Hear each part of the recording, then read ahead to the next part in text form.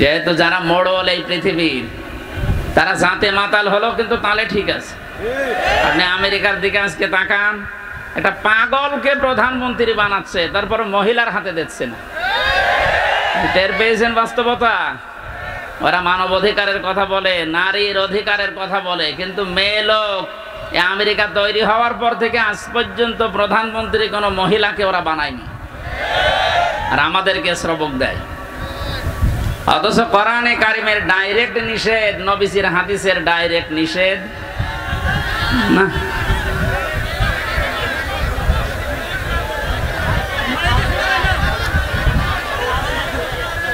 বুঝলাম, কি করা যাবে এখন? ওরা তো ঠিক করতে সময় দেবেন নাকি? যারা আছে ওরা করবে, আপনি বসেন। এই অনুষ্ঠানগুলো, এই যে কি তহা বলে এক হুজুর আছে না, এগুলো বন্ধ করে দিচ্ছে, যে সেমিনার করব, মানুষকে বোঝাতে হলে ওই রকম সিস্টেম হয়। এ ছাতা মাথা এসে খালি সময় নষ্ট হয়। একটা গুরুত্বপূর্ণ বিষয় বোঝাতে গেলে 12 বাপের তেলো ছেলে আসে, এক একজনের মেজাজ এক এক রকম, ওইটা ঠান্ডা করতে গিয়ে আমার গলা ভেঙে যায়। তা আমি কথা বলবো কখন? কি আশ্চর্য ধৈর্য আছে, ও তো ঠিক করবে তো। আপনি বসেন না কেন? কি কি শোনা যাচ্ছে না? মানে যতটুকু আসছে ও ঠিক করবে ভাই, ওরা সময় দেন, ঠিক করে নেবে। এদিকে তাকিয়ে থাকে, শোনা না গেলেও অন্তত তাকিয়ে থাকে। কালকে ইন্টারনেট থেকে নামিয়ে নিয়ে। عن أبي هريرة رضي الله تعالى عنه قال قال النبي صلى الله عليه وسلم لا يفلح قوم, বিশ্বনবী জানিয়েছেন কখনো ওই জাতি সফল হচ্ছে না, হবে না, যে জাতির নেতৃত্বে দায়িত্বে কোনো মহিলা বসে আছে।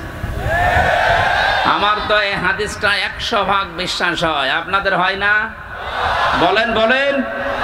53 বছরের ফল এইটা। আমরা সফল হতে পারি না, মাথা উঁচু করে দাঁড়াতে পারি না একটা কারণে, যেহেতু আমরা বিশ্ব নবীকে মানি। এই জন্য এই কথাটা আজ বাস্তবে মিলাতে হবে। ওরা দেখেন মানে না, তারপরও বাস্তবে মিলায়। ট্রাম্পের মতো একটা পাগলকে ওরা প্রধানমন্ত্রী বানিয়েছে, কিন্তু একটা মহিলার হাতে ওরা দিল না। কথা বলে না কেন? নারীর অধিকার নিয়ে কথা ওরাই বলে পৃথিবীতে। যেন আমরা যদি এই হাদিসটা মেনে চলতাম, আমরা দুনিয়ার উপরে থাকতে পারতাম। আমরা যেন সামনে এটা মেনে চলতে পারি। এটা বিশাল ব্যাপার, কিন্তু খালি মুখে বলা না ভাই।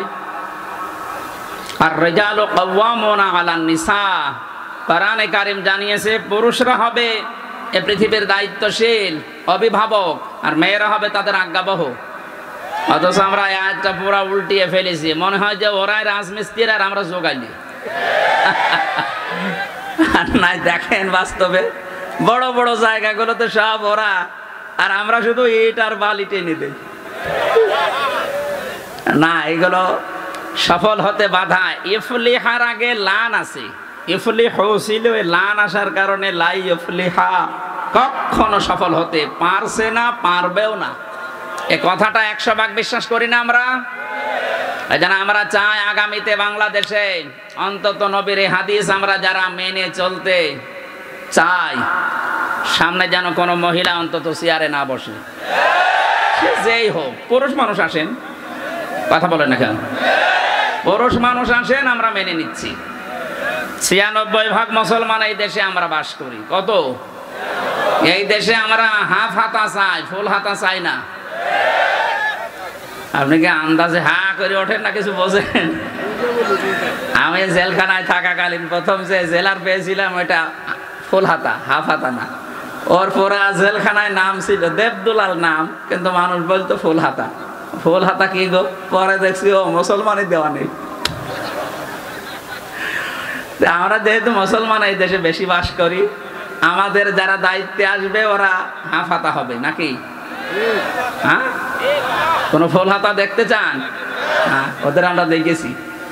জেলখানায় একজন থাকার কারণে মুসলমান আমরা 100 জনের 98 জন, আর পুরা জেলখানা মিলে হয়তো 100 জনের 2 জন হিন্দু পাওয়া যেত। অথচ এদের দাপটে, একজনের দাপটে টিকা যায় না। বহু কষ্ট দিয়েছিল এই লোকটা আমাকে। আলেমদের প্রতি রাগ বেশি ছিল, কারণ ওর কাছে তো আর আলেম সালেম নেই, সবই সমান। ও আল্লাহকেই মানে না, তো হামজাকে কি করে মানবে? আমরা যে কথাটা এখন সারা বিশ্বে ওনারা ছড়িয়ে বেড়াচ্ছে, আমরা নির্বাচিত ছিলাম, আমাদেরকে উৎখাত করা হয়েছে, এটা মিথ্যা কথা। 15.5 বছরে ওরা নির্বাচিত ছিল, এ কথা যদি কেউ ঘোড়াকে জিজ্ঞাসা করে সেও হাসবে। হ্যাঁ, আপনি ঘোড়াকে জিজ্ঞাসা করেন, ও ঘোড়ার হাসি দেখেছেন? হি হি করে হাসে। শয়তানকে জিজ্ঞাসা করলে বলবে এই একটা কথা বললেন, নির্বাচনের আগে যারা 154 জন হয়ে যায়, দিনের ভোট যারা রাতে করে ফেলে, এরা নির্বাচিত, আমরা এ কথা বলে কি করি? তাও যদি কোনো অমুসলিম এ কথা বলতো আমরা মেনে নিতাম। একটা মুসলমান, একটা হাজী সাহেব সেই কথা দুনিয়ার মানুষকে শোনাচ্ছে, এটা বদনাম হয়ে যাবে না? কারণ দুনিয়া তো জানে যে কি অবস্থা ছিল। আমি জেলখানায় থাকতে এক ওসি আমার সাথে ছিল, উনি আমারে বলছে, হুজুর আপনি যে তাওবার কথা বলেন মানুষকে, দেখেন তো আমার তাওবাটা কি কায়দায় হচ্ছে, কি করেছেন আপনি? এই যে নির্বাচন গেল, আমি আমার যা লোকজন আছে, এসআই এএসআই কনস্টেবল, এদেরকে নিয়ে রাত 12টার পর থেকে ভোট কাটা আরম্ভ করলাম আল্লাহর নামে। হ্যাঁ, এইভাবে বলছে যে আল্লাহর নামে ভোট কাটা আরম্ভ করলাম, ফজর পর্যন্ত আমি কাজ সারলাম, বাক্সগুলো ভর্তি করে পাঠিয়ে দিলাম জায়গা মতো। এবার গোসল করলাম, ওযু করার পরে 2 রাকাত নামাজ পড়লাম, এরপরে পড়লাম আস্তাগফিরুল্লাহ। হুজুর আমার এই তওবা হয়েছে। আপনি কি বলেন, এর তওবা হয়েছে? এর তওবা হয়েছে? আজ অনেকেই এই 15.5 বছর পরে ওসির মতো তওবা করছে, যা করেছি আস্তাগফিরুল্লাহ। না, আপনি তো আল্লাহর কাছে দোষ করেননি যে আস্তাগফিরুল্লাহ পড়বেন, আপনি দোষ করেছেন হামজার কাছে। এক কথা বলেন না কেন? সুতরাং যে যেই ধরনের অপরাধ করেছেন, ওইটা যদি দুনিয়ায় আপনি মাফ করে নিতে পারেন, তাহলে মরণের পরে আল্লাহ আপনাকে আর বিচারের কাঠগড়ায় দাঁড় করাবে না। কিন্তু এই অপরাধের যদি শাস্তি দুনিয়ায় না হয়, যার ক্ষতি করেছেন ওর ক্ষতিপূরণ যদি দিতে ব্যর্থ হন, কিয়ামতে আল্লাহ যখন বিচার করবে, ওই লোক এসে বলবে যে আমার 32 লাখ টাকা, আমার যেমন 32 লাখ গেছে, আমার বাবা এসে বলবে যে 32 লাখ টাকা এর মামলার আয়ু থেকে একেবারে উপর পর্যন্ত এরা নিয়েছে, এই টাকাগুলো ফেরত দেন, এরপরে আপনি জাহান্নামে যাবেন না জান্নাতে যাবেন, যান। এটা কেন বলছি? কারণ বহু মানুষ এখন এই ধান্দায় আছে, যাই করেছি একটু আস্তাগফিরুল্লাহ পড়িনি। এখানে যারা আলেম আছে, এই যে আমার বড় ভাই, আমি এখন একটা হাদিস বলছি, যদিও শুনেছেন আপনি, এটা দেখেন তো বাস্তবে আমরা কোথায় আছি। আমার ভাইরা, বিশ্বনবীর কাছে একজন যুবতী মেয়ে এসে বলে, হে রাসূল আমি জিনা করেছি। নবীজি মুখ ঘুরিয়ে নিলেন, বললেন যে কথা কাউকে বলবা না, যাও বাড়ি চলে যাও। মেয়েটি আবার সামনে এসে বলে, হে রাসূল আমি জিনা করেছি। নবীজি বললেন এ কথা কাউকে বলবা না, বাড়ি চলে যাও। আবার সামনে যেয়ে বলে, হে রাসূল আমি জিনা করেছি, আপনি আমাকে মুক্ত করেন, আমি এ পাপ থেকে পরিত্রাণ পেতে চাই, পবিত্র হতে চাই। কি মনে হয় জামালপুরবাসী 1500 বছর আগের এই ঘটনা, নবীজি কি তাকে বলতে পারতেন না যে যা হয়েছে হয়েছে, আস্তাগফিরুল্লাহ পড়ি না? কি কথা বলছেন না কেন? বলতে পারতেন না? বলেছিলেন না। 3 বারের পরে তাকে বললেন, তুমি কি জেনা করার পরে গর্ভবতী হয়েছো? বলে হ্যাঁ। তাহলে বিচার এখন হবে না, আগে সন্তানটা দুনিয়ায় ডেলিভারি হোক, কারণ তোমার দোষ আছে, ওই ছেলেটার দোষ নেই, ওটা তো মাসুম বাচ্চা, ওটা আসুক আগে। ওটা খালাস হওয়ার পরেই মেয়েটা দৌড়িয়ে এসেছে, রাসূল আমাকে মুক্ত করেন, আমি পরিত্রাণ চাই, মুক্তি চাই। বিশ্বনবী বললেন না, এখনই না, এই বাচ্চাটা কমপক্ষে 2 বছর তোমার স্তনের দুধ পান করার হক রাখে। যদিও কোনো মা যদি দুনিয়ায় সন্তানকে দুধ পান না করায়, মায়ের গুনাহ হবে না, কারণ এ দায়িত্ব বাবার। কি নতুন হয়ে গেল নাকি? না, আমি এবার আলেমদেরকে বলছি, ওয়াল ওয়ালিদাতু ইউরদিউনা আওলাদাহুন্না হাওলাইনি কামিলাইনি লিমান আরাদা ইয়তিম্মার রাদা। শব্দের দিকে খেয়াল করেন, আইয়ুতিম্মা, লিমান আরাদা আইয়ুতিম্মার রাদা, মুযাক্কার শব্দ। আল্লাহ মুয়ান্নাস দেননি। 2 বছর দুধ খাওয়ানো লাগবে সন্তানদেরকে, আদেশ আল্লাহ দিয়েছেন, কিন্তু আদেশ দেওয়ার সময় মুযাক্কার পুরুষের শব্দ দিলেন। এ দায়িত্ব বাবার। যেহেতু বাবার জিনিসপত্র নেই, আছে যেটা আছে যাদের, আল্লাহ ওনাদেরকে ঘাড়ে দিয়েছেন। কিন্তু মা যদি বলে না আমি দুধ খাওয়াতে পারবো না, এ দায়িত্ব তো আমার না। এক একটা সন্তানকে দুধ পান করাতে হলে 5 লাখ করে টাকা দেওয়া লাগবে। ও সুলাইমানকে তাই দেওয়া লাগবে। যদিও মাইকে বলা এটা মনে হয় ঠিক হইল না, কারণ আমি নিজেও ধরা খেয়ে যাব। আমার এই যে 1 মাস 5 দিন আগে একটা হয়েছে, এখন যদি ম্যাডাম এটা লাইভ দেখে বলবে ঠিক আছে হুজুর বাড়ি আসুক, হয় 5 লাখ দেবেন না আপনার মেয়ে আপনি নিয়ে যান, আমি তখন বিপদে পড়বো না। না, সম্মানিত মারা, বোনেরা, ভাবিরা যারা এসেছেন, দায়িত্ব আপনার না। আপনি না পান করালে গোনা হবে না, এটা দায়িত্ব বাবা। ওনার কাছ থেকে খরচপাতি যদি নিতে মনে চায় নেন, তারপরও আপনি দায়িত্ব পালন করেন। 1 ফোঁটা দুধের কারণে একটা নফল হজের সওয়াব পাবেন। প্রথমে যখন মেয়ে লোকটা সন্তানের কণ্ঠদেশে 1 ফোঁটা দুধ দেয়, নবীজি বলেন একটা মরা মানুষ জিন্দা করে দিলে যে সওয়াব হয়, ওই সওয়াব পায়। আমার উদ্দেশ্য এটা না। মেয়েটিকে বলেছিলেন যে 2 বছর দুধ খাওয়া, এটা তার অধিকার আছে তোমার স্তনের উপরে। যদিও অনেক মেয়েরা এখন নিজের স্তন, নিজের বডি ফিগার, শরীর নষ্ট হয়ে যাবে, এই জন্য দুধ দিতে চাচ্ছে না। স্বামীকে বলছে ডানো আনো, কি নিয়ে আসতে বলে? ডানো। এই যে কয়েকদিন আগে যেটা গেল এটার নাম ডানা, আর ওরা নিয়ে আসতে বলে কি? ডানো। সম্মানিত মা বোনেরা, আমি সতর্ক করার জন্য বলছি, আজ বিশ্বের বহু দেশে নিজের যা ফিগার নষ্ট হয়ে যাবে, এই জন্য সন্তানকে যারা দুধ দিতে চায় না, তাদের স্তন ক্যান্সার হওয়ার সম্ভাবনা বেশি। শেষে ফিগার ঠিক করতে যে কেটে বাদ দেওয়া লাগবে। আমি নিচে আর নামলাম না। আপনারা সম্মানিত মা বোনেরা, মেয়েটি যখন 2 বছর পরে এসেছে, একটা শক্ত খাবার সন্তানের হাতে দিয়ে নবীজি ডাক দিয়ে বললেন, সাহাবীরা এই বাচ্চাটার দায়িত্ব একজন নাও। কি আশ্চর্য গো, একটা গুরুত্বপূর্ণ সময় এসে বাতাল ভেঙে দেয়। হ্যাঁ ছেলে,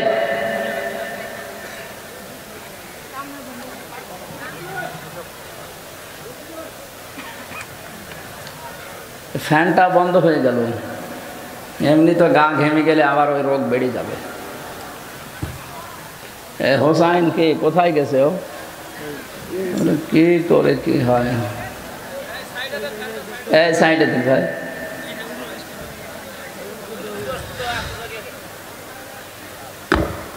ঠিক আছে, যতটুকু আছে কথা বলবেন না, যেভাবে আছেন এইভাবে থাকেন, কথা বলবেন না, একদম নিশ্চয়।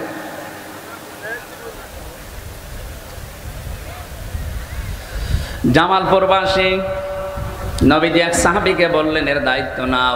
মেয়েটাকে মাটির ভেতরে গেড়ে দিয়ে চারিদিক থেকে বৃষ্টির মতো পাথর মারা আরম্ভ করলেন। কারণ এই দুনিয়াতে জেনার শাস্তি যেটা, বিয়ের আগে যদি কেউ জেনা করে তাহলে তারে 80 বেত্রাঘাত করা লাগবে, আর বিয়ের পরে যদি কেউ জেনা করে তার এভাবে পাথর মারা লাগবে। এখানে আবার 3টা বিষয় বেশি কোরআনে কারিমে সূরা ফুরকানের 68 নম্বর আয়াতে আছে।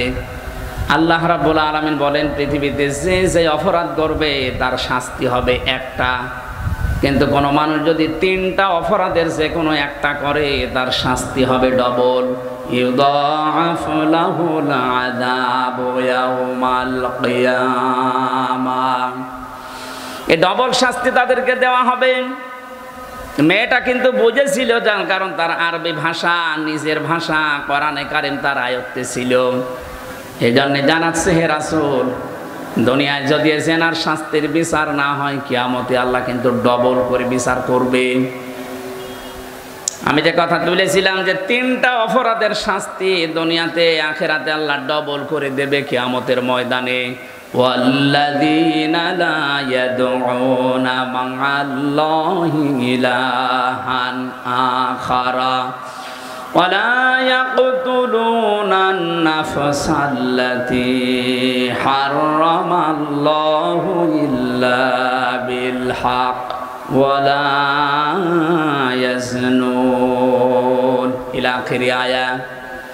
রব্বুল আলামিন বলেন যারা দুনিয়াতে আল্লাহকে ডাকে মাআল্লাহি ইলাহান আখারা, আল্লাহর সাথে অন্য কোনো কাউকে শরীক করে ডাকতে থাকে তাদের শাস্তি হবে ডবল।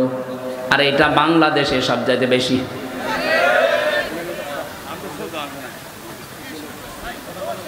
কি মনে হয় কি পেয়েছে এরা, কি আশ্চর্য, কি সমস্যা কি আপনাদের? হ্যাঁ, কি করতে আসলেন আপনি এখন? কেবল বাদাল ঠিক করছে আর এসে ডিস্টার্ব করে দিচ্ছে, বারবার এবার ডিস্টার্ব করলে এই জন্য ভালো লাগে না এসবে মাহফিল গুলো ছাতা মাথা। একটা তথ্য বের করতে হলে কত চিন্তা ভাবনা করা লাগে জানেন? জিজ্ঞেস করেন করে, আমাকে আন্দাজে বলবো, এটা রেকর্ড হচ্ছে, পাগল ছাগল বসে থাকবে সামনে, এটা কত মানুষ শুনতেছে জানেন? সারা দুনিয়া এখন লাইভ চলছে, আমার সামনে এখন 18 কোটির উপরে মানুষ বসে আছে, আর আপনি এই যে ডিস্টার্ব করেছেন কথা তো ভুলে যাব।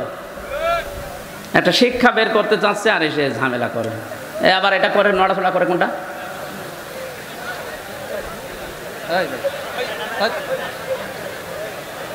মোনাজাত করে দিলাম না, এভাবে হবে না। এবারে এখানে কেউ যেন না আসে, এই ভাইরে তাড়েন তো ভাই, মেম্বার সাহেব ভাই বসেন না, চলে যান, যান যান যান যান যান।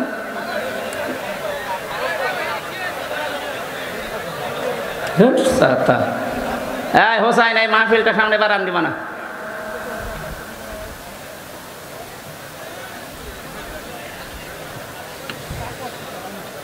প্রতিষ্ঠানের যে সমস্ত আছে কামিল মাদ্রাসা, ফাজিল মাদ্রাসা অথবা কলেজ, এরকম ভালো জায়গায় নেবেন। ঝামেলা মার্কা জায়গায় এসে আমার মাথা খারাপ হয়ে যাচ্ছে। মঞ্চে যদি 1 ঘন্টার ভেতরে কেউ আসে দেখেন, তার আমি এখন এমনি মোসাফির অবস্থা আছে, বল দোয়া চলে আসবে। কি বলছিলাম আমি কিন্তু জিজ্ঞাসা করবো পরে। আমি 1 ঘন্টা ক্লাস নেব, ক্লাসের পরে যদি 5টা প্রশ্ন করে একটাও বলতে না পারেন তো ছাতা আপনি আসলেন কেন? হ্যাঁ, কত দূর দূরান্ত থেকে এসে বসে আছেন।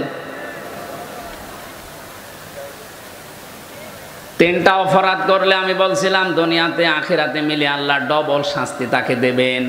1 নম্বরে দুনিয়া যারা আল্লাহকে ডাকে এর পাশাপাশি অন্য কাউকে ডাকে। এই ছোট জীবনে আমি বিশ্বের বহু দেশ পরিভ্রমণ করে দেখেছি, এটা সব চাইতে বেশি বাংলাদেশে। আপনি সারা দেশের অবস্থায় এক, আল্লাহকে ডাকতেছেন, পাশাপাশি অন্য এমন কাউকে তার সাথে যোগ করে ডাকে, ইয়া আলী বাবা, শাহ আলী বাবা। আমি যে বলছিলাম যে রেকর্ড হচ্ছে, সারা দেশে যাবে, এই জন্য বলছি। আর যারা আল্লাহর নামে জিকির করার পরে পরে কিছুক্ষণ পরে অন্য কাউকে ডাকেন, আপনার শাস্তি ডবল হবে। যারা এগুলো করছেন ওরা বুঝে করেন আর না বুঝে করেন। এই তাহেরি ভাই যেগুলো করে, আল্লাহকে কিছুক্ষণ ডাকে, এরপরে শুরু করেছে বাবার নামে ডাকাডাকি, ইয়া আলী বাবা, শাহ আলী বাবা, খাজা বাবা, পাগলা বাবা। স্পষ্ট ফতোয়া কোরআনে কারিমের, যারা আল্লাহর সাথে অন্য কাউকে ডাকবে তার শাস্তি হবে কয়টা? ডবল। বলেন বলেন, এগুলো করা যাবে দুনিয়ায়? যারা করছেন না বুঝে এখনই থেমে যাবেন। 2 নম্বরে ওয়ালা ইয়াকতুলুনান নাফসাল্লাতী হারামাল্লাহু ইল্লা বিল হক, অন্যায়ভাবে যদি কেউ দুনিয়ায় কাউকে হত্যা করে। আগস্টের 5 তারিখের আগে এই দেশে অন্যায়ভাবেই হত্যা হয়েছে 3732 জন সরকারি জেলে। 2780 জন এখনো হাসপাতালের বেডে কাতরাচ্ছে। ও জামালপুরবাসী, যারা এই যে অন্যায়ভাবে মানুষকে হত্যা করলেন, যারা এর সাথে জড়িত, আল্লাহর কসম তাদের শাস্তি ডবল হবে। কয়টা? বলেন বলেন, কেউ আপনাকে বাঁচাতে পারবে না, আপনার শাস্তি ডবল হবে। 3 নম্বরে ওয়ালা ইয়াজনুন, তারা জেনা করবে না। যদি কেউ জেনা করে তার শাস্তিও ডবল। এই মেয়েটা এটা বুঝেছিল। হে নবী, আপনি আমাকে বারবার বলেন যে গোপন করে যাও, কাউকে বলবা না আমি কি করে থাকি, আমি তো জেনা করে ফেলেছি, আমি একটা বিবাহিতা মহিলা, আপনি দয়া করে আমাকে পরিত্রাণ দেন, মুক্তি দেন, আমি যেন কিয়ামতে ধরা খেয়ে না যাই। এই যে যখন পাথর নিক্ষেপ চলছিল, হযরতে খালিদ ইবনে ওয়ালিদ বলেন, আমি একটা পাথর খুব জোরে নিক্ষেপ করলাম, ওর নাকের ওপরে লাগার পরে ফিনকি দিয়ে রক্ত আমার শরীরে এসে লেগেছে। আমি বরদোয়া দিলাম, ভৎসনা জানিয়েছি। নবীজির কানে কথা যাবার পরে বিশ্ব নবী বললেন, খালিদ থামো, এ কথা বলবা না। আমি নবী, তুমি নবী না। আমি যা দেখতে পাই তুমি তো দেখতে পাও না। আমি দেখতে পাচ্ছি জিবরাইল সরাসরি আমার কাছে এসে এই কথা জানিয়েছে। হে নবী, আপনি সাহাবীকে থামান। এই মহিলার তওবা এমন ভাবে আল্লাহ কবুল করেছে, এর যে অনুশোচনা, এর যে অনুতপ্ত হওয়া, এর যা বিচার কার্যকর হয়ে যাওয়া, আল্লাহ এত বেশি পছন্দ করেছে এই মেয়েটার কাজকে। কোন জালেম যদি এইভাবে তওবা করতে পারে, আল্লাহ তাকেও মাফ করে দেবেন। কি বুঝলেন এখান থেকে বলেন তো? আর 15.5 বছর যারা জুলুম, নির্যাতন, অত্যাচার এমন কোন কাজ করেননি, বলেন আপনি নিজেই বলেন। আয়না ঘর বানিয়েছিলেন। আজকে গুম যারা করে তাদের একটা সম্মেলন হচ্ছিল যে আয়না ঘরের চাইতে গুম করে যেখানে রাখা হতো এটা আরো মারাত্মক। আমি 10 দিন ছিলাম আয়না ঘরে, আমি দেখেছি ওখানে কি কষ্ট দেওয়া হয় মানুষকে। মুফতি ফখরুল ইসলাম আমার সাথে ছিলেন জেলখানায়। উনি বলছিলেন, ভাই আপনার সাথে কি করেছে আমি জানি না, তবে আমার সাথে এই হয়েছিল। এ পায়ের ভেতর দিয়ে হাত দিয়ে, সামনে যে লোহার ব্যারিকেড দেওয়া থাকে ওর সাথে হাত লাগিয়ে হ্যান্ডকাপ দিয়ে বেঁধে দিয়েছে। এভাবে একটা মানুষ কয় মিনিট থাকতে পারে? 1 দিন, 2 দিন, 5 দিন না, 3 বছর একাধারে এভাবে বেঁধে রেখেছিল ওরে। ওর মাজারে হাড়ে পর্যন্ত ব্যথা হয়ে গেছে।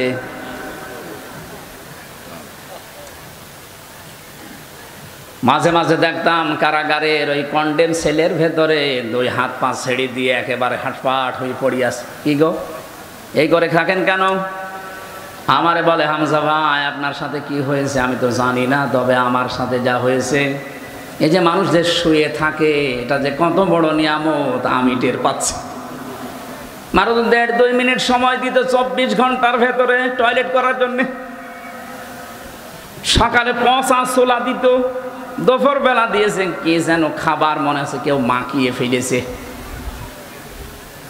আরে ভাই, এটা তো 2 দিন, 5 দিন, 7 দিন করলে মানুষ অসুস্থ হয়ে যায়। কেউ 8 বছর, কেউ 10 বছর, কেউ 14 বছর পর্যন্ত ওখানে পড়ে আছে, আমি নিজে দেখেছি। বিভিন্ন দেওয়ালে ছোট ছোট করে না বোঝা না বোঝা এরকম লেখা থাকতো যে ভাই যদি কেউ বাইরে যেতে পারে পরিবারকে একটু বলে দেবেন এই নাম্বারে যে আমি বেঁচে আছি।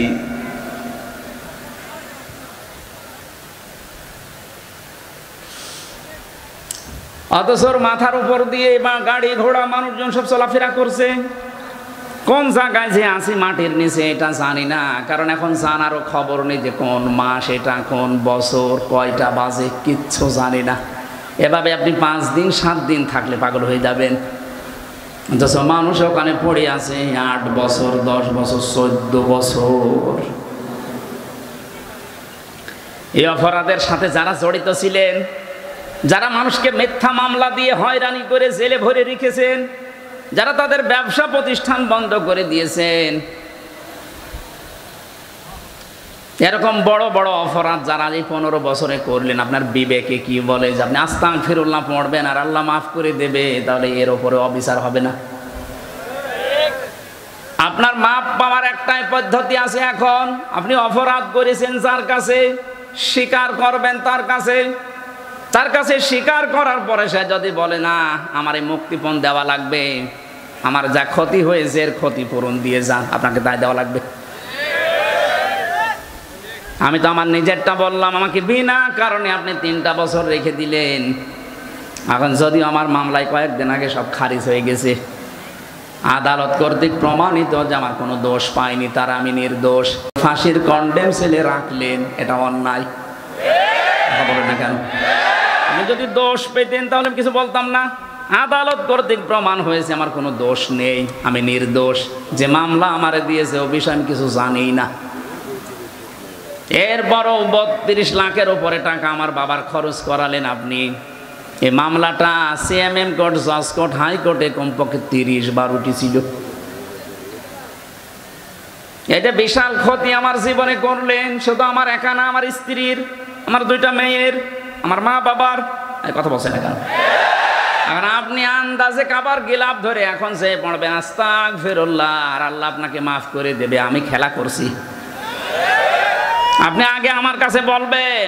আমি যদি বলি আমার ক্ষতিপূরণ দেওয়া লাগবে, আমি তো বলে দিয়েছি আমার মামলার আয়ু সহ যারা একেবারে উপর পর্যন্ত তারা জড়িত, প্রত্যেকের মাপ চাইতে হলে আমার ক্ষতিপূরণ দেওয়া লাগবে, নয়তো মাপ নেই। কিসের মাপ? আর আমি যদি মাফ না করি, কিয়ামতে এইটা আল্লাহ ডবল করে বিচার করবে।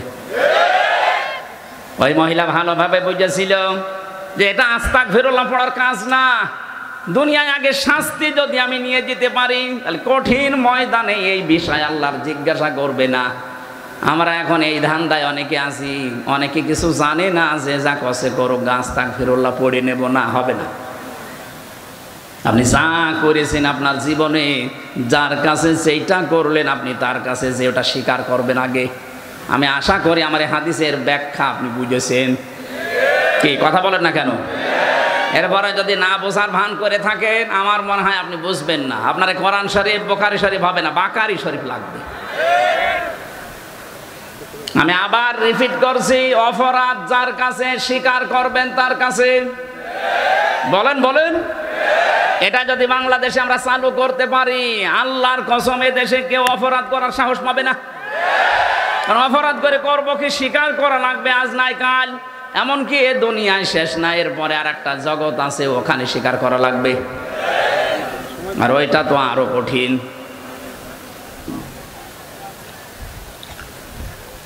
যেন আমি যেটা বোঝানোর জন্য পর্যন্ত এসেছিলাম, যারা যে মিথ্যা কথা ছড়ান যে আমরা নির্বাচিত ছিলাম না, নির্বাচিত হওয়া লাগে নির্বাচনের মাধ্যমে, এই সিস্টেমটাই ছিল না।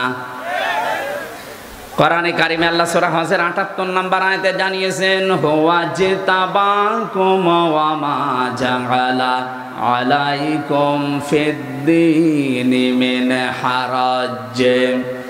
তিনি সে আল্লাহ যিনি তোমাদেরকে নির্বাচিত করেন। জামালপুরবাসী বুকে হাত দিয়ে বলেন তো, নির্বাচিত করা হয় যে পদ্ধতির মাধ্যমে, তার নাম কি? নির্বাচন। বলেন বলেন। নির্বাচন না হলে মানুষ নির্বাচিত হয় কি করে? যেহেতু এটা হয়নি, তার মানে আপনি নির্বাচিত না। এ কথাটা মিথ্যা কথা। আপনি যতই মোড়লদেরকে বোঝান, তারা তো আর পাগল না, অত পাগল না। পাগল কিন্তু অত পাগল না। সুতরাং মিথ্যা কথা ছড়ানো যাবে না। যারা ছড়াচ্ছেন তারা থামবেন। আমি জানি জালেমদের কপালে হেদায়েত নেই। আল্লাহু লা ইয়াহদিল কওমাজ জালিমিন। আল্লাহ বলেন ইয়াহদি, এটা মজারে বর্তমান ভবিষ্যৎ, প্রেজেন্ট ফিউচার। জালেমদেরকে আমি আল্লাহ পথ দেখাচ্ছি না, ওদেরকে পথ দেখাবো না। এই জন্য জালেমদের দুনিয়াও শেষ, আখেরাতও শেষ। কারণ কিয়ামতের দিন জালেমরা আল্লাহর মামলার আসামি। কার? এটা আমি বানালাম।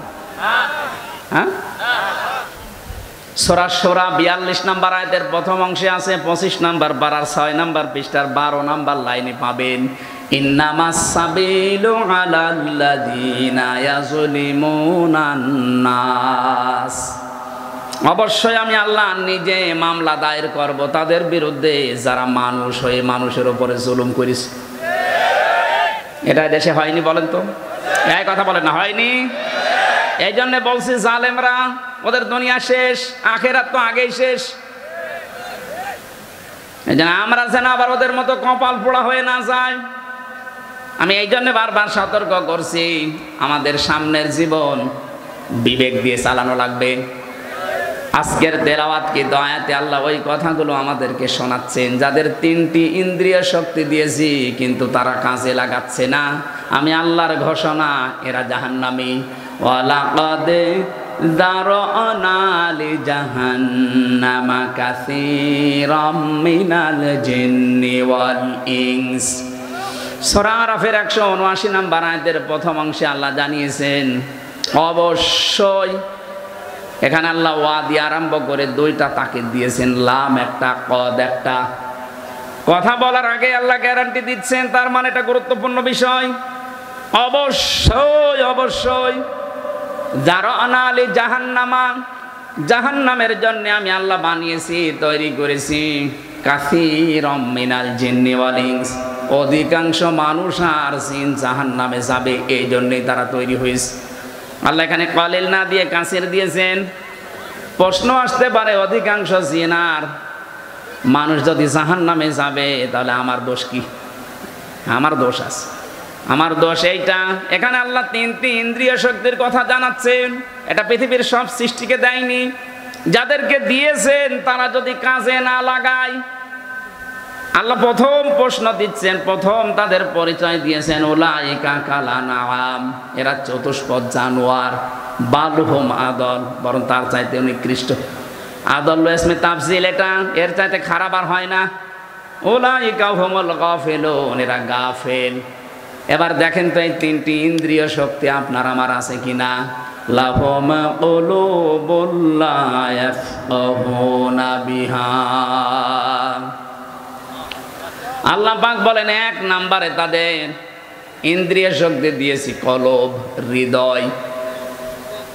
এই যে কমন সেন্স, বিবেক, এটা যাদেরকে দিয়েছি, এটা থাকার পরে যারা কাজে লাগায় না, ওইগুলো আমি আল্লাহর কাছে মানুষ হিসাবে বিবেচিত না, ওরা জানোয়ার। এটা সারা বিশ্বের ভেতরে বাংলাদেশে এই প্রকার মানুষ আপনি বেশি পাবেন। বিবেক কাজে লাগায় না, এক কথা বলছেন না কেন? আপনি দেখেন তো, বিবেক কাজে লাগায় না এরকম মানুষ দেশে নেই। আপনি একটু বারের জন্য বিবেককে একটু নাড়া দেয় না যে আমি কি ছিলাম আর কি হলাম। আল্লাহ ওই জায়গায় একটু আঘাত দিয়েছেন, হাল আতা আলাল ইনসানি হিনুম মিনাদ দাহরি লাম ইয়াকুন শাইআম মাযকুরা। সূরা দাহরের প্রথম নাম্বার আয়াতে আল্লাহ বলেন, মানুষকে একটু চিন্তা করে না যে কি থেকে আল্লাহ ওকে আমি কি বানিয়েছি। অত উল্লেখ করার মতো কিছু ছিল না। ও যে হামজা হয়ে চেয়ারে বসে আছে, এই নাম গন্ধ ছিল? বলেন বলেন, একটা বারের জন্য তো চিন্তা আসে না যে কি দিয়ে বানালাম তোকে আমি? হ্যাঁ, তোর বাবা মার দায়িত্ব ছিল শুধু বিছানায় থাকা, বাকি যা করার কেউ করে না, এটা আমি আল্লাহ করেছি। কোরআনে কারিমে সূরা মুলকের ভেতরে আল্লাহ আমাদেরকে একটু নাড়া দিয়েছেন, আম্মান খালাকাম হাদাল্লাযী হুয়া জুনদুল লাকুম ইয়ানসুরুকুম মিন দুনির রাহমান ইনিল কাফিরুনা ইল্লা ফি গুরুর। আল্লাহ পাক বলেন, তার নিজের নামটা এখানে দিয়েছেন রহমান। এ রহমান যদি তোমাদেরকে বঞ্চিত করে দেয়, তোমাদের কোন সৈন্যবাহিনী আছে যে তোমাদেরকে বাঁচাতে পারে, সাহায্য করতে পারে? উনি যে বিভিন্ন সাহায্য তোমাকে করছে। এই আয়াতের তাফসিরে আমি পড়েছি, প্রতিটি মানুষকে আল্লাহ সুস্থভাবে চলার জন্যে লক্ষ লক্ষ ফেরেশতা তার পেছনে লাগিয়ে রেখেছেন। এই যে আমি কথা বলতে পারি, এক একটা কথা তৈরি হওয়ার জন্য 27টা ধাক্কা লাগে কণ্ঠে। বিজ্ঞান প্রমাণ করেছে মানুষ যে কথা বলে, আল্লাহ মাহুল বায়ান, মানুষকে আল্লাহ বায়ান শিখিয়েছেন। এই কথা বলতে হলে 27টা স্তরে ধাক্কা লাগে, এরপর একটা কথা তৈরি হয়। আর কোরআনের তাফসিরে বেশি এক একটি স্তরে এক একজন ফেরেশতা আল্লাহ বসিয়ে রেখেছে। এ ওর কাছে, ও ওর কাছে, ও ওর কাছে, এভাবে দিতে থাকে। 27 নাম্বার ধাক্কায় দিয়ে একবার একটা কথা বের হয়। কোন বাবা এ কথাটা তৈরি করে দিচ্ছে আপনারে? বোবা যারা, তাদেরকে আপনি বোম মারলেও কথা বলতে পারবে? বলুন, কি নেই তার? তার মতো কণ্ঠ আছে, কিন্তু কথা বের হচ্ছে না। ফেরেশতারা ওই দায়িত্ব পালন করে না।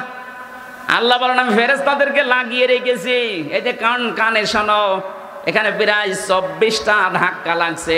24টা ধাক্কা লাগার পরে পর্দায় কথাটা যে ধাক্কা লাগে, ওখানে একটা তরঙ্গ সৃষ্টি হয়। কম্পিউটার আপনি সেট করতেন, আমি আপনার মানব দেহ একটা একটা করে দেখাতে পারতাম, আপনি সেজদা দিতে বাধ্য হবেন। সূরা তারিকের ভেতরে আমি তাফসীর পড়তে গিয়ে বেজি, ফালিয়ানজুরিল ইনসানু মিম্মা খুলিকা মিম্মা দাফিকি ইয়াখরুজু মিন বাইনিস সুলবি ওয়াত তারা। গায়ব। আল্লাহ পাক বলেন দুনিয়ার মানুষেরা মনে করেন হামজাকেই বলছে, ও হামজা একটু নজর করে দেখো না কি জিনিস দিয়ে তোমারে বানালাম। বাবার স্ফলিঙ্গ দিয়ে দ্রুত গতিতে বের হয়ে যাওয়া, না পাক পানিটা যখন মায়ের রেহেম পর্যন্ত যায়, আমি আল্লাহ 40 দিন এভাবে পাল্টাতে থাকি। 6 মাস পর্যন্ত পাল্টাতে পাল্টাতে একটা আলাদা রূপ আমি নিজে দান করি। এ রূপ দেওয়ার জন্য 13টা জিনিস লাগে। কয়টা বলেন বলেন? 13টার ভেতরে মার বাবা 8টা। মায়ের কাছ থেকে চুল, রগ, হাড় আর পর্দা পায় সন্তান। বাবার ওই না পাক পানি দিয়ে রক্ত, গোশত, চর্বি আর চামড়া বানায়। 4 4 8টা হলে মানুষ তৈরি হবে না। আল্লাহ পাক বলেন আমি যে রব নাম নিয়েছি এই কারণে আরো 5টা জিনিস দান করি। ওয়াজআলা লাকুমুস সামআ ওয়াল আবসারা ওয়াল আফইদা ইলা আখিরি আয়াত। সূরা নাহলের 78 নম্বর আয়াতের মাঝের অংশে আছে। 14 নম্বর পারার 14 নম্বর পৃষ্ঠা 14 নম্বর লাইনে আছে। আল্লাহ পাক বলেন শ্রবণ শক্তি, দর্শন শক্তি, বাক শক্তি, আকেল শক্তি আর জ্ঞান শক্তি, এই 5টা আমি নিজে দান করি। একটাও যদি কম দিতাম, তুমি হামজা আসতে, যদি আমি দর্শন শক্তি না দিতাম তাহলে কানা হয়ে আসতে। এই কথা বলছেন এখানে অনেক কানা দুনিয়ায় আসে না। আল্লাহ তারে 12টা দিয়েছে, ওই একটা দেয়নি। কোন মানুষকে যদি এই যে বাক শক্তি না দিতাম মানুষ আসতো কিন্তু কথা বলতে পারতো না, বোবা।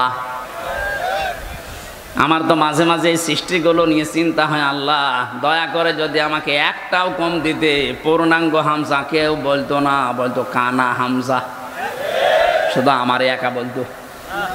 এই কথা বলছেন এখন। আপনি এটা যদি না পেতেন আপনাকেও বলতো যে বোবা, এ কালা।